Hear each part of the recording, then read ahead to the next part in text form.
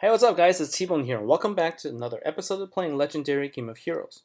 So this week's event, Life and Death, has just started. It is a commander event where the boss is the All-Mother and is a light affinity event so that you can bring your dark heroes for the fight. Now let's take a look at the packs that are available for the heroes that you can purchase. The first one is the Fallen Angel pack, and the main hero here is Fallen One. If you take a look, he has pretty good damage here at 1.9 thousand at 6 stars without being awakened. And let's take a look at the skills that he brings here. So this is a attacker god card, and his battle skill I think is the one that is most interesting. So it's Angel of Death. It destroys all non-dark gems and attacks for 1,100% of attack. This is basically the same as the Night Sun. The difference here is this is not one of the guaranteed cards, so if you're lucky to get one, this will really help with the dark damage. And if you can get more than one, then I think you'll be able to cruise through these events without any problems. The defender skill is a gem silence, and counter skill dispels alacrity. This is sort of the new thing here. There's a lot of cards now that dispels or does gem silence now as a defender skill. We can talk about that in the previous event, Labyrinth, which the card that you win, the Minotaur, also has the same skills. But this is the event hero that I don't typically spend my gems on because there is no guarantee and it's likely you can't get them until later on anyway. So instead I focus my time on the Eternity pack here, where you can get 2 cards. We'll talk about the ultra rare version later. So this is the Reaper. This is the card that you can get as a guarantee on tier 2. It does provide 300% damage and health for all dark god heroes. And the battle skill is to attack for 500% of attack, and depending on whether it's light or not, attack again for another 1500%. The defender skill here is Panic. So if you have him in your team, he casts Panic. And the counter skill is to dispel poison. All right. And the other card, which is the Shepherd of Souls, this is the ultra rare version, and does the same thing, 300% damage and health for all Dark God heroes, but instead it will automatically attack a light enemy for 2000% and increases the enemy turn counter by 1. It does have a passive ability, which increases the drop rate of dark gems for the first 3 turns. So if you can combine the Shepherd of Souls and also the Fallen One. So imagine this. This is actually we'll talk about this one. This is really, really important. I wonder how much the drop rate is going to be increased by, because I really want to go back to this team that I have built. So in the last event, the Labyrinth, what I did was I actually combined the feature card Icarus with the Night Sun. So the battle skill for Icarus was to greatly increase the drop rate of water gems until your next turn. And the Night Sun, obviously, what it does is it destroys all the gems on the board that are not red. And so when I combine the two, you start by activating Icarus's ability, and then you activate the Night Sun's ability. Suddenly what you get is a board full of blue gems. And this was really how I was able to really amass a lot of damage against the Minotaur. And now that I'm looking at the cards, if you have both the Fallen One and also the Shepherd of Souls, you're really going to benefit at least in the first 3 turns just by using if you can combine, you can use some relic that gives you that first turn. So you can fill up the battle skill within the first turn, then you're really going to be able to use this effectively. So on turn 2, you'll already be able to increase the drop rate of your dark gems, and then activate the battle skill for the Fallen One, and now suddenly you have another massive set of dark gems at your disposal. So something to consider. They've really, increased incentives to purchase these cards for you to get these these heroes. All right, so let's go now into other parts of the game before we go in. So this is the Crusader event. So as usual, there is now a new concept of a elite uh, crusade. So I'm still in quest 1 of 2. The second one is where it is a elite 1.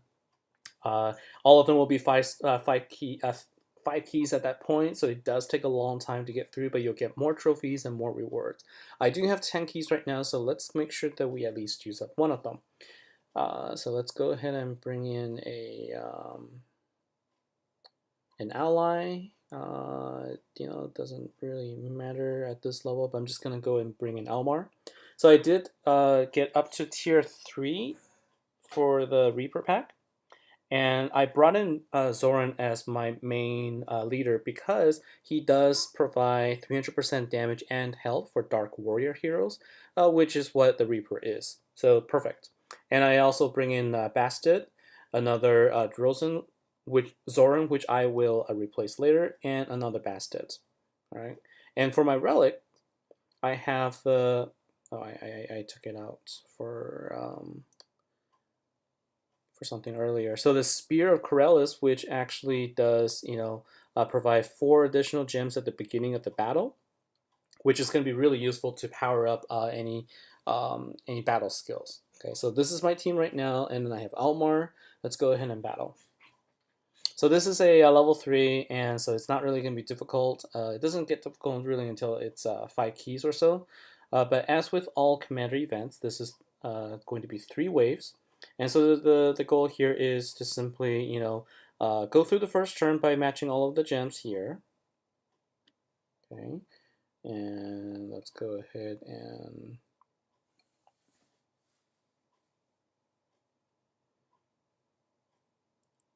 do that. And then we'll just go through the second and third stages quickly.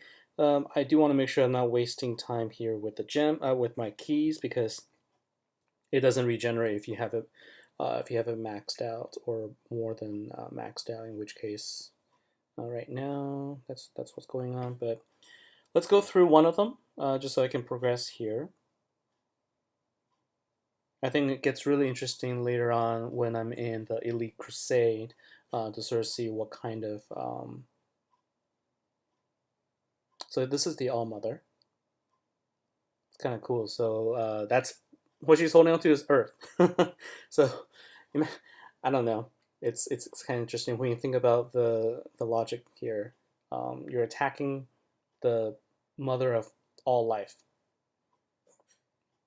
But I guess you're paired up with the god of death here, Reaper, and so we've got to take sides. All right, so that's pretty much that for the commander event.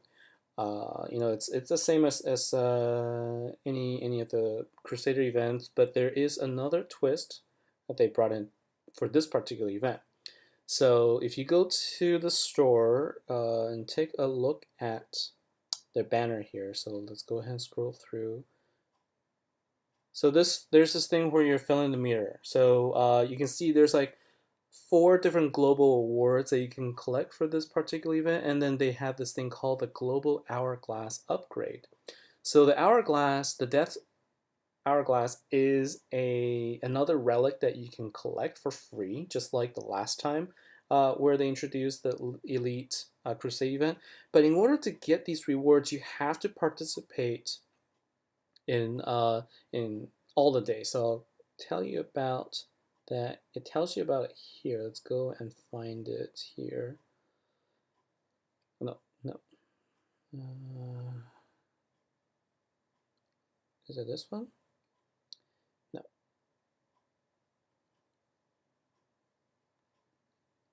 Here it is. Okay, so the Newsfeed is the one that talks about it. So the way it works is you need to find Hourglass Sand of Life or Sand of Death, and you can use that to fill Death's Hourglass. So as you fill a meter, everybody earns global rewards, but there's a twist. Different sand is available on different days of the event. So basically, you have to participate every single day in order to get both sands. So this is their way of saying play every day. So Wednesday, Thursday, Friday, and Saturday, it basically alternates between Sand of Death and Sand of Life. And then if you do all that, then we will all get Death's Hourglass. So the earrings featured in the last Crusade had a warm reception, so we're providing a similar challenge this Crusade as well. Spending the Sand of Life and Sand of Death will earn you Death's Hourglass and materials to upgrade Death's Hourglass. Reach a final global reward, and the 6-star Death's Hourglass will be upgraded for everyone. So you do want to make sure we want to make sure we get this global reward for a relic upgrade. It's usually a very much boosted attack, or maybe it gives you additional health. So definitely want to do that. So when they say spend the sand, I just want to take a quick look here and see if this is something that that we have. Is it for purchasing boxes? Let's take a quick look here. So the way we do that is let's take a look at the event store and see if that's anything that we can use. So maybe it is. Maybe it's for purchasing the vials box and later on for purchasing the materials. I'm not sure. So all I know is you do want to participate every day, and then just by playing, everybody's going to get some rewards, and we'll all benefit from it. So 18 hours from now, we will get to see what the relic is for this event. And then for event collection, don't forget to collect your free Reaper by making sure that you do get the Starkin Matron, which you can purchase in the event store as well. So you can purchase her at the event store for 5 tokens or 10 tokens. And then you just need to upgrade, evolve her to 3 stars at this point after you get her. All right. And so that's that for this Commander event. Before I sign off, I wanted to take a second and remind everybody about the PvP. Don't forget, if you had just participated, they actually gave you 1,000 gems for participating, regardless of your placement, and also for being in a guild. They also gave you 500 gems for the top guild's reward. So you can see here, so there was 1,000 for the solo, and then 500 gems for the guild participation. So not too bad for a 3-day event. That was really just for fun. It doesn't really matter. It was just something that they're trying out for some data.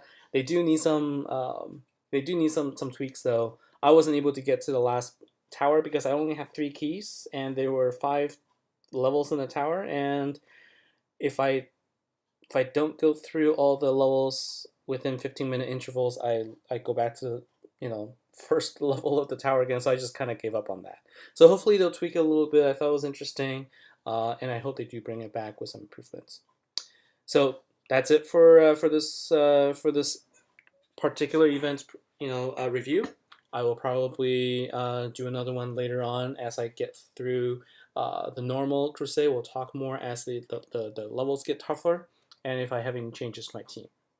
Until then, hopefully you're having a good time, enjoying the game, and thanks for watching. I'll talk to you next time. Take care.